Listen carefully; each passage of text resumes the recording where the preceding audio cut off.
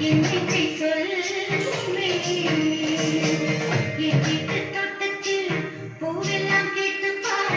என் வீட்டு சின்ன தம்பி எல்லாமே கேட்டுப்பார் என் வீட்டு தென்னங்கீற்றை இப்போதே கேட்டுப்பார் என்